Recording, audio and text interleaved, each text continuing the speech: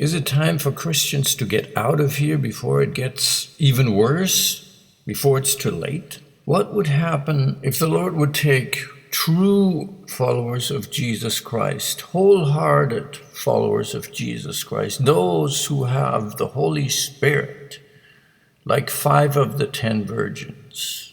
They had enough oil.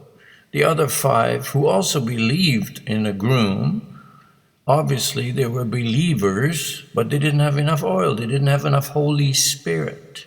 What would happen if God would take true followers of Jesus out of this world now via the rapture? I can tell you, not many people would go, and the rest would then go through the great tribulation. And who will be saved during the tribulation? If you read the book of Revelation, John talking about he saw those who were beheaded for not taking the mark. How many people do you think would be so strong, stand so strong that they would end up being beheaded? How many people would take the mark and think, oh, well, it's just like the jab. You just obey the government and you're going to be fine. Then you can travel, then you can buy food, you can do stuff. If Jesus would take the church out now, hardly anybody would leave. That is why I believe he has to pour out his Spirit, Joel 2:28, before the rapture. At this point right now, so many believers still follow government orders. It's not a big deal to take the jab. Just obey your government. It's not a big deal to wear a mask where you breathe in your own germs and exhaust. Not many people would actually be saved right now. God has to step in. There's no other way, because Jesus said he wishes that none perish. And Jesus didn't come to save a handful. He wants to save as many as possible. And it's only going to happen if he pours out his Spirit, if he opens the eyes of the people and they see what is actually really going on. And then a remnant on fire church will get them saved. So if Jesus were to come now, hardly anybody would be saved. Let's face it. So many Christians that I talk to just want to go back to normal.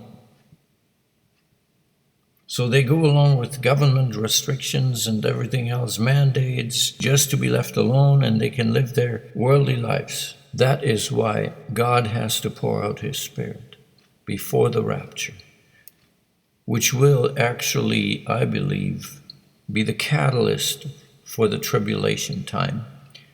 When the world is in utter chaos because all these people disappeared, millions of people suddenly disappeared, this chaos then will unite the world, and there will come the Antichrist with the one world government as their leader, and he will take full control. He will mandate that everyone has to take a mark. Of course, he will not say, I'm going to do this so that I have full control over people.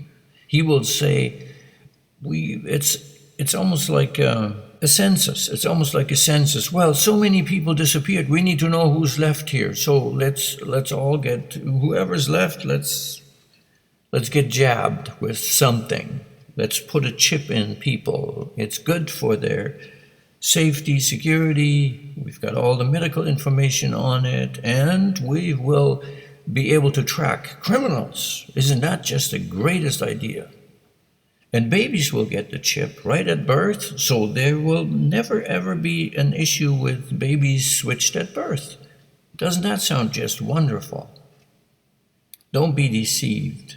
And how is God going to open the eyes of the people so they can actually end up getting saved? Through revealing all the evil that has been perpetrated with the jab, with the vax, with all that stuff.